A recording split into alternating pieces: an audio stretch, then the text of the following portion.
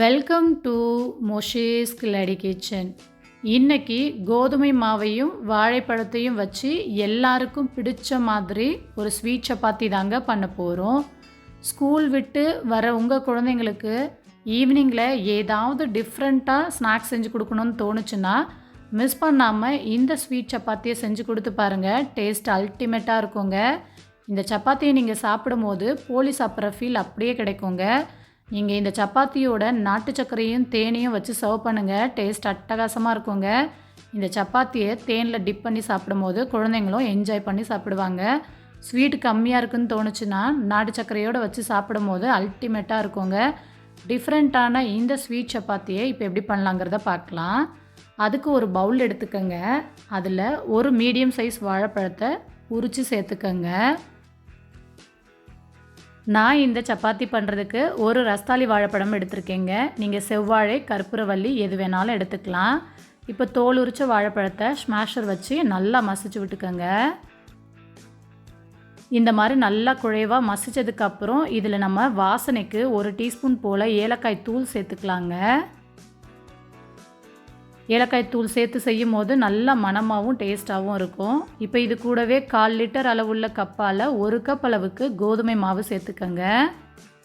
எந்த கப்பால் கோதுமை மாவு அளந்து எடுக்கிறோமோ அதே கப்பாலே 1/2 கப் அளவுக்கு மைதா மாவு. மைதா மாவு சேர்க்க விருப்பம் இல்லைன்னா முழுவதுமாக கோதுமை மாவு சேர்த்துக்கோங்க. கூடவே 1/4 கப் அளவுக்கு பால் பவுடர், 1/2 கப் அளவுக்கு பவுடர் பண்ண வெள்ளை சர்க்கரை சேர்த்துக்கோங்க.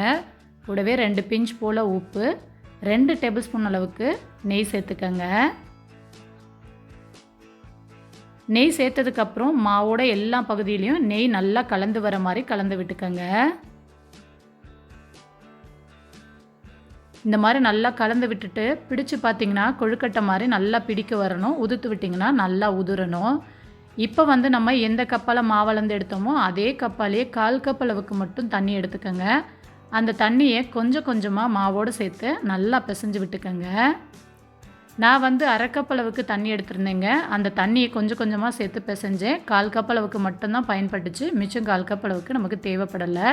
அதனால் 1/4 கப் அளவுக்கு மட்டும் தண்ணி பயன்படுத்தி சாஃப்டான பதத்துக்கு மாவை பிசைஞ்சு மூடி போட்டு 1 மணி நேரம் இது நல்லா ஊற விட்டுருங்க. 1 மணி நேரம் கழித்து ஓப்பன் பண்ணி பார்த்தீங்கன்னா மாவு இன்னுமே நல்லா சாஃப்டாக இருக்குங்க. மாவை எந்த அளவுக்கு ஊற வைக்கிறீங்களோ அப்போ தான் சப்பாத்தி ரொம்ப சாஃப்டாக இருக்கும். இப்போ மாவை ஒரு 5 நிமிஷம் நல்லா பிசைஞ்சு விட்டுக்கோங்க.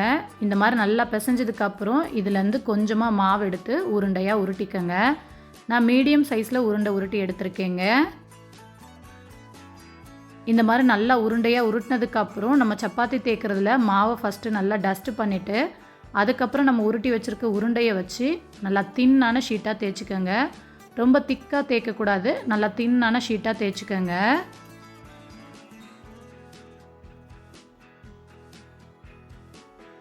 இந்த மாதிரி நல்லா தின்னாக தேய்ச்சி எடுத்துக்கணுங்க. ரொம்ப திக்காக தேய்ச்சிடக்கூடாது. தின்னாக தேய்ச்சி எடுத்துகிட்டு அதுக்கப்புறம் ஷார்ப்பான ஒரு மூடி வச்சு கட் பண்ணி எடுத்துக்கலாங்க. நான் வீடியோக்காண்டி நல்லா ப்ராப்பராக இருக்கணுங்கிறதுக்காக கட் பண்ணி எடுக்கிறேன். நீங்கள் அப்படியே தேய்ச்சி கூட சுட்டு எடுத்துக்கலாம். கட் பண்ணதுக்கப்புறம் பார்த்திங்கன்னா சப்பாத்தி பார்க்குறதுக்கே எவ்வளோ அழகாக சூப்பராக இருக்குது பாருங்கள். இந்த மாதிரி நீங்கள் கட் பண்ணி கொடுக்கும்போது குழந்தைங்களும் கண்டிப்பாக என்ஜாய் பண்ணி சாப்பிடுவாங்க. பார்க்குறதுக்கு போலி மாதிரியே இருக்குங்க. நான் இன்னொன்று உங்களுக்கு தேய்ச்சி காமிக்கிறேன். தேய்க்கும் போது நல்லா தின்னான ஷீட்டாக தாங்க தேய்க்கணும். ரொம்ப திக்காக தேய்ச்சிட்டிங்கன்னா மெல்றதுக்கு ரொம்ப கஷ்டமாக இருக்கும். அதே மாதிரி மைதா மாவு சேர்க்க விரும்பாதவங்க முழுவதுமாக கோதுமை மாவு கூட பயன்படுத்திக்கலாங்க. அதே மாதிரி வெள்ளை சர்க்கரைக்கு பதில் நீங்கள் நாட்டு சர்க்கரை இல்லைன்னா வெல்லம் கூட பயன்படுத்திக்கலாம். இப்போ நான் தேய்ச்சிட்டேன். மூடி வச்சு நல்லா டைட்டாக அழுத்துனீங்கன்னா அழகாக கட் ஆகி வந்துடும். இப்போ இந்த ஓரங்களில் இருக்க மாவை எடுத்துட்டிங்கன்னா அழகாக சூப்பராக சேஃபாக சப்பாத்தி கிடச்சிருக்குங்க. இந்த மாதிரி நீங்கள் கட் பண்ணி எடுக்கிறனாலும் எடுத்துக்கலாம், இல்லாட்டி அப்படியே தேய்ச்சி அப்படியே சுட்டு எடுத்து சர்வ் பண்ணுறதுனாலும் சர்வ் பண்ணலாங்க.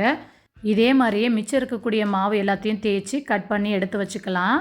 அடுத்து தோசைக்கல்லை அடுப்பில் வச்சு நல்லா ஹீட் பண்ணிடுங்க. ஹீட் ஆனதுக்கப்புறம் அடுப்பை சிம் பண்ணிவிட்டு இந்த தோசைக்கல் மேலே எண்ணெயோ நெய்யோ தடவி விட்டுருங்க.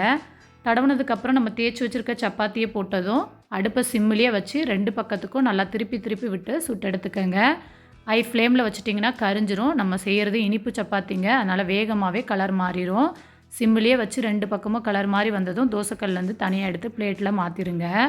இதே மாதிரி இன்னொரு சப்பாத்தியும் சுட்டு எடுத்துக்கலாங்க. நீங்கள் நெய் போட்டு சுட்டு எடுக்கிறனாலும் சுட்டு எடுத்துக்கலாம், அப்படி இல்லைனா எண்ணெய் கூட பயன்படுத்திக்கலாங்க. நான் வந்து ஒன்றே ஒன்று உங்களுக்கு எண்ணெய் ஊற்றி சுட்டு காமிச்சிருக்கேன். நான் மற்றபடி எல்லா சப்பாத்தியும் எண்ணெயோ நெய்யோ சேர்க்காமல் அப்படியே தாங்க சுட்டு எடுத்திருக்கேன். நீங்கள் எண்ணெயோ நெய்யோ எக்ஸ்ட்ரா ஊற்றி சுட்டு எடுக்கும் போது இன்னுமே ரொம்ப ரொம்ப சாஃப்டாக இருக்குங்க. இதே மாதிரியே நான் எல்லா சப்பாத்தியும் சுட்டு எடுத்து சர்வ் பண்ணேன். டேஸ்ட் அட்டகாசமாக இருந்துச்சு. கண்டிப்பாக ஒரு முறை ஈவினிங்கில் உங்கள் குழந்தைங்களுக்கு இது போல் ஒரு ஸ்வீட் சப்பாத்தி செஞ்சு கொடுத்து பாருங்கள். கண்டிப்பாக என்ஜாய் பண்ணி சாப்பிடுவாங்க. ட்ரை பண்ணிவிட்டு எப்படி வந்திருந்துச்சுன்னு மறக்காமல் உங்கள் ஃபீட்பேக்கை கமெண்ட்டில் சொல்லுங்கள். ரெசிபி பிடிச்சிருந்தால் லைக் பண்ணுங்கள். உங்கள் ஃப்ரெண்ட்ஸ் அண்ட் ஃபேமிலிக்கும் ஷேர் பண்ணி விடுங்க. மறக்காமல் மோஷிஸ் கிளாடி கிச்சனையும் சப்ஸ்கிரைப் பண்ணிவிட்டு கூடவே ஆளுங்கிற பெல் பட்டனையும் கிளிக் பண்ணி வச்சுக்கோங்க. பாய்.